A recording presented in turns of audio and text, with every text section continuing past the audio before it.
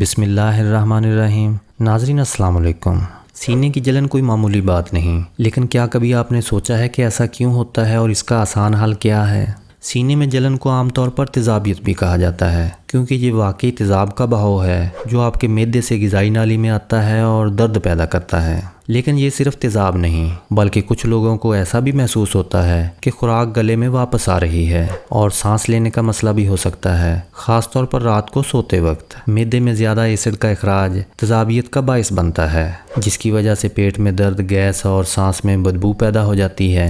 ज़्यादा वक्त भूखा रहने, खाली पेट चाय और काफ़ी का ज़्यादा इस्तेमाल तेज़ाबियत का बायस बनता है। इसके अलावा जब हम मुरगन मसालेदार खाना खाते हैं तो इसकी वजह से भी मैदे में ज़्यादा एसिड बनता है जो सीने में जलन पैदा करता है। लेकिन अब आपको परेशान नहीं होना चाहिए, क्योंकि हेल्थ एम चैनल की ये वीडियो देखने के बाद आप हर घर और किचन में पहले से ही मौजूद चीज़ों की मदद से तेज़ाबियत से छुटकारा पा लेंगे। तो आइए जानते हैं कि हमारे किचन में ऐसी कौन सी चीज़ें मौजूद होती हैं जो हम तेज़ाबियत को दूर करने के लिए इस्तेमाल कर सकते हैं। तुलसी के पत्तों में गैस को ख़त्म करके सुकून पहुंचाने की खसूसियात मौजूद होती हैं, जिनसे तेज़ाबियत में फ़ौरी आराम आता है। जब भी पेट में गैस महसूस हो, तुलसी के चंद पत्ते धोकर चबा लें या 3 से 4 पत्तों को 1 कप पानी के साथ उबाल लें। चंद मिनट पकने दें, फिर छान कर पी लें।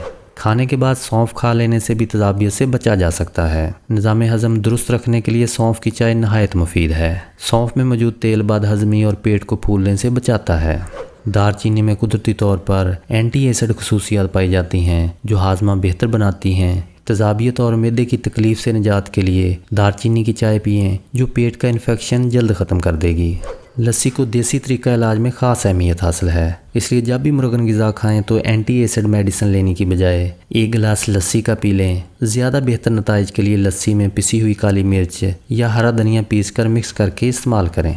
दूध में कैल्शियम की मौजूदगी मैदे में तेज़ाबियत से बचाती है, इसलिए जब भी तेज़ाबियत महसूस हो ठंडा दूध पिएं।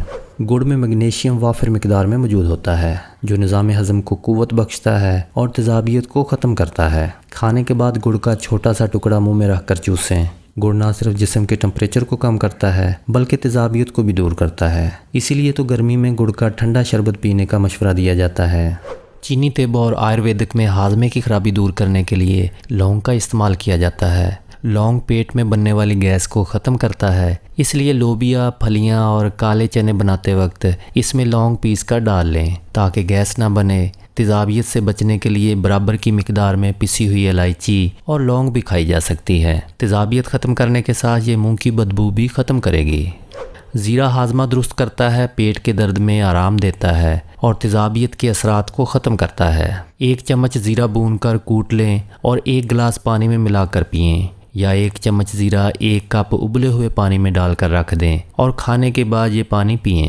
जब हम नारियल का पानी पीते हैं तो जिस्म का pH लेवल अल्कलाइन में तब्दील हो जाता है, जो मैदे में एक ऐसा लुआब बनाता है जिससे मैदा तेज़ाबी असरात से महफूज रहता है। इसके अलावा नारियल के पानी में मौजूद फाइबर हाजमा दुरुस्त करके मैदे को तेज़ाबियत से बचाता है।